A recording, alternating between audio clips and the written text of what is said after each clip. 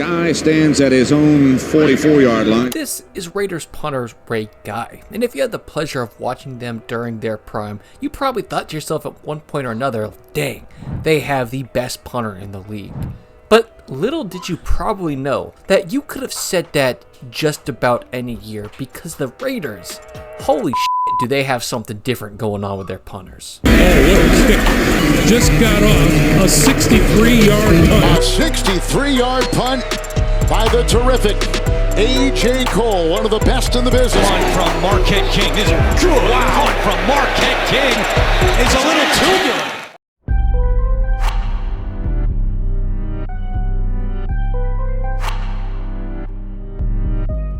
So today we're going and taking a look at the strange phenomenon that is the Raiders dynasty at the punting position and just how overwhelmingly dominant it has been for this position group. So let's go back to where this starts, the 1950s. You see, punting was just starting to become really important. By 1963, the first punter ever was drafted to the Kansas City Chiefs by the name of Gerald Wilson. And while he was pretty good, he didn't make it a particularly popular event to go out and draft punters.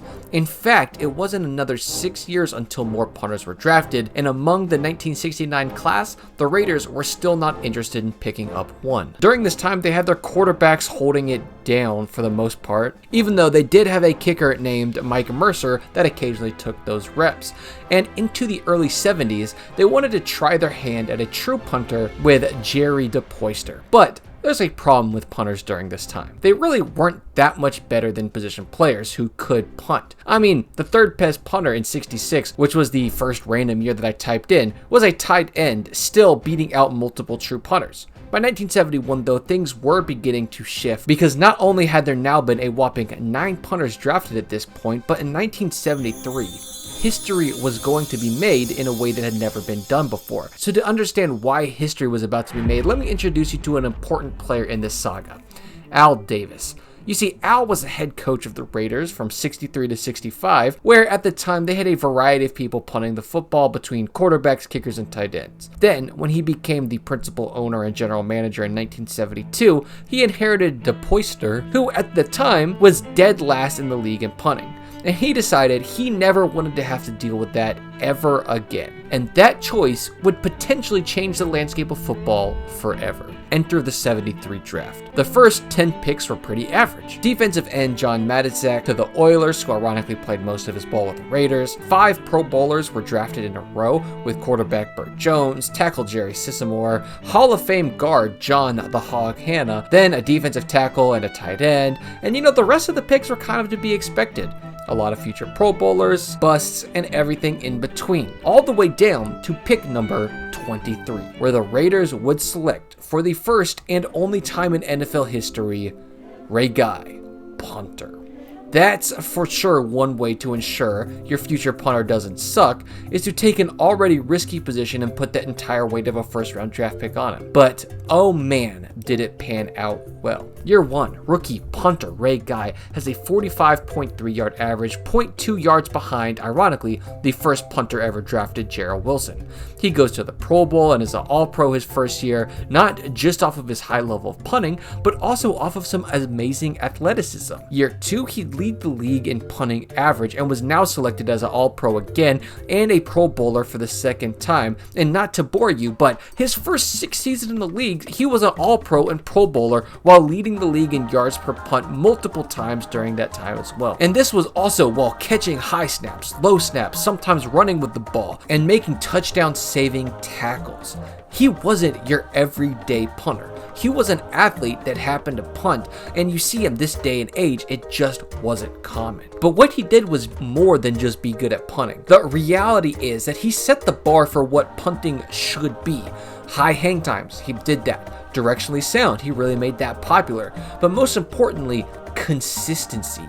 Holy crap, it wasn't about being good. This man was good every punt, every ball. He had a process. He had a form that wasn't something he could just replicate, but he could actually teach it, which he did. In fact, the wave of private coaching that swept the nation was largely spread by him and the Ray Guy kicking camps. So not only did he set the standard, but he spread the standard. Ironically enough, by the 80s though, Ray's momentum was slowing down as other punters began to catch up with him. Punters like Luke Prestige, the first black punter in Greg Coleman, and legendary Reggie Roby had all begun to show out and make their names as punters who were kicking the ball as well, if not better, by he was. But by 1986, posting a below average yards per punt for the league and a pretty average net punt, Ray would retire.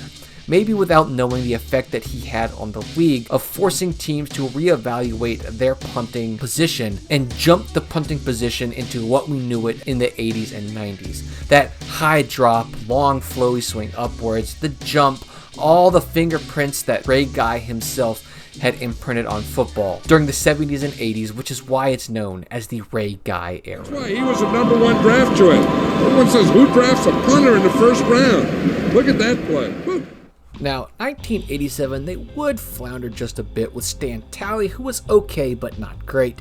In 88, though, they'd pick up Jeff Gossett, who would do more than just hold it down for the Raiders. I mean, he is not by any stretch the shining star of this absolutely stacked list, but after you just had the Tom Brady of punters, getting a guy who I would describe as, I don't know, maybe like a Seattle Seahawks version of Russell Wilson for punters is not a bad person to step in.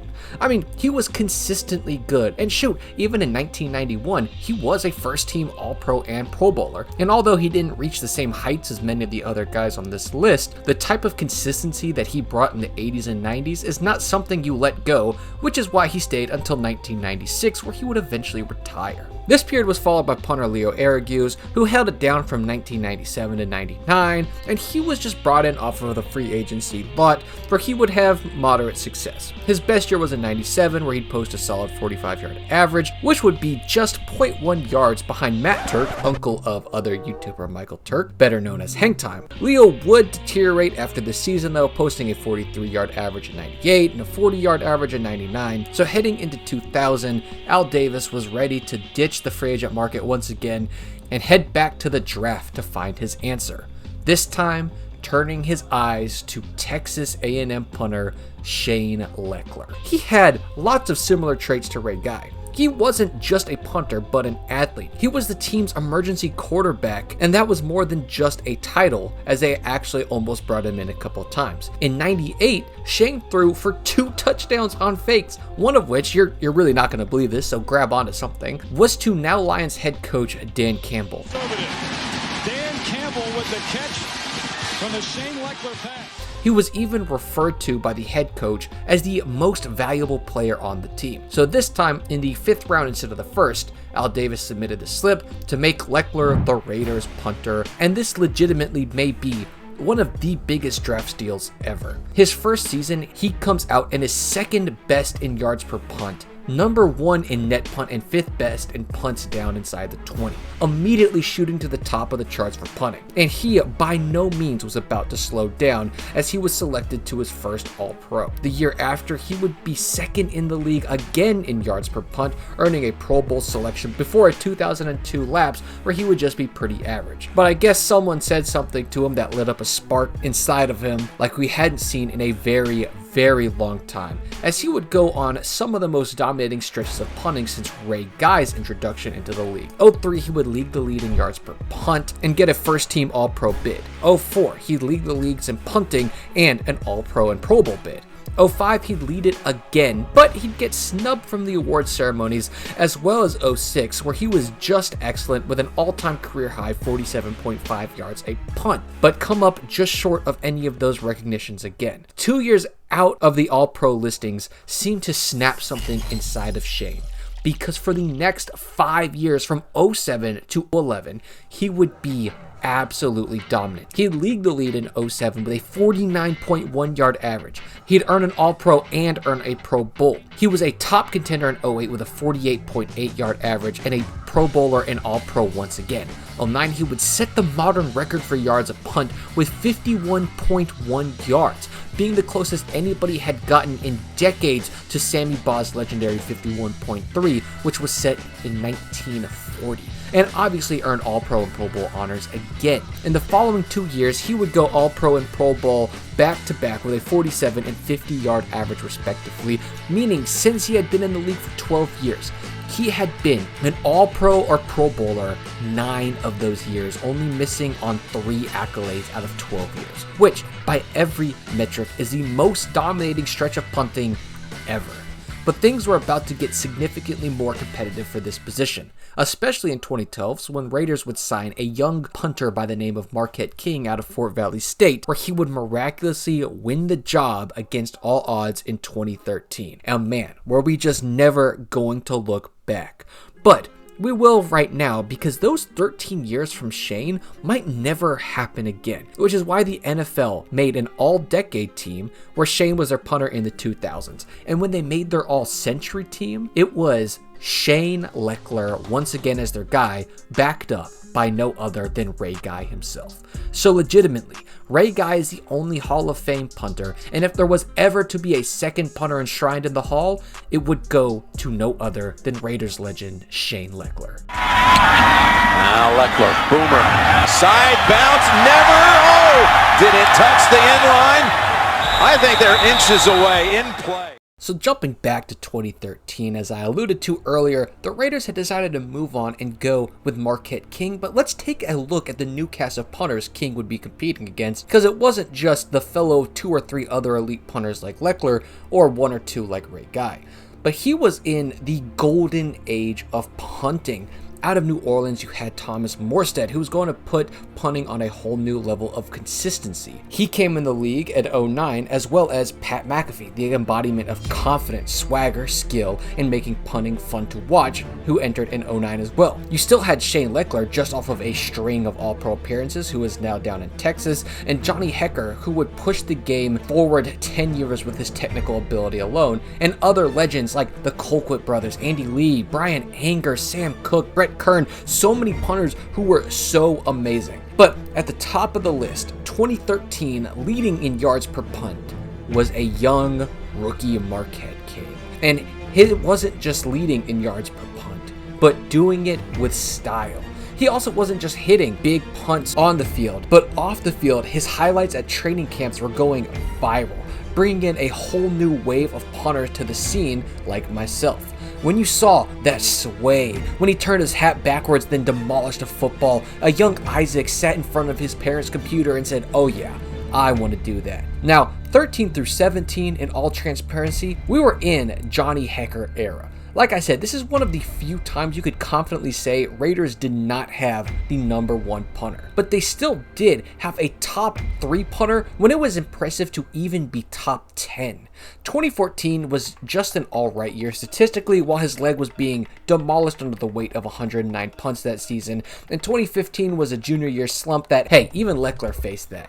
But by 2016, King was ready to shoot back out on top, which he did with a 48.6 yard average, sitting only behind Andy Lee, who is a quiet legend, and Pat McAfee during Pat's best year. Now, by 2017, he was still a statistically dominant force, but when bringing in a new coach that year, his personality and the coaches collided, and he wasn't brought back the following season as they opted to go to the draft market again, despite the fact that they were getting rid of, at the time, the 9th highest career gross average punter in NFL history. And like I said, even though King wasn't given as many awards or accolades as some of his predecessors, he did as much for the world as punting as they had by bringing more eyes to it, getting a whole generation of kids excited about this play, and the domino effect of his career is probably why this channel exists. But like I said, the Raiders would opt to go to the draft where they would get punter Johnny Townsend, and let's just be real, it didn't work out. He didn't perform too well, and at the next level, despite his rampant success in college, there was no longer Al Davis calling the shots, and we felt it.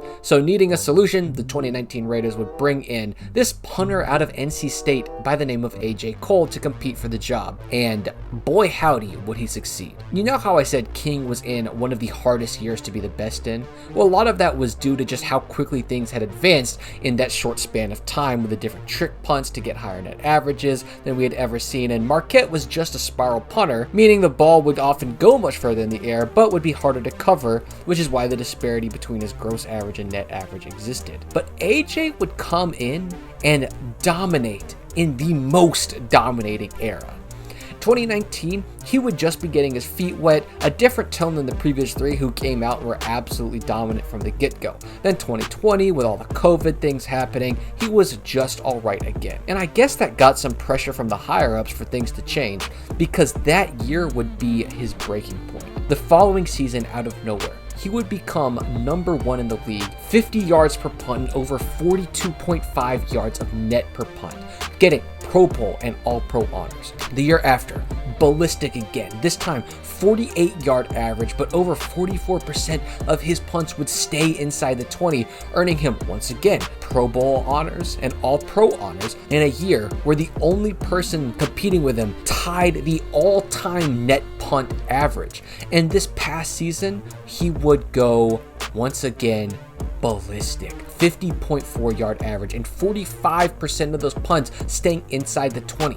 This would make him a first-team All-Pro and a Pro Bowler again. And why it's so special is in a land where gimmick punting has taken over with banana punts, misdirection punts, Louis punts, and AJ does it almost entirely with spirals by being that much better than everyone else at the hardest punting style to perform. And right now, nobody on God's green earth is hitting the ball as well, as consistently as AJ, and every punter knows it. So what this means is across the last 50 years, from 1973 when Ray Guy was drafted until 2023 when AJ Cole just won his third consecutive All-Pro, they have not only had the consensus best punter to play in Ray Guy, but also the only punter to ever challenge that claim in Shea Lechler, and now with the run that AJ is on, possibly the only one to compete with those two, with AJ currently sitting as the highest punting average in the history of the National Football League for his career across 5 seasons. They've also had punters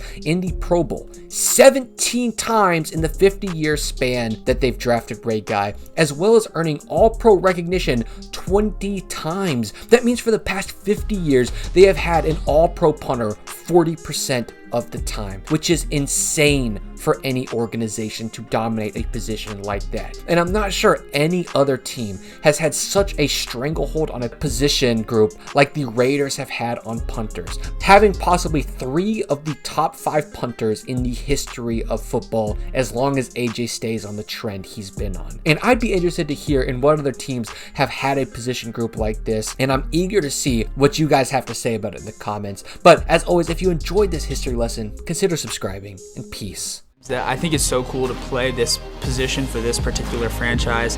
I think that the history they have from Ray Guy to Shane Lechler, it's just incredible. I think it means a lot to have that honor to play for this franchise.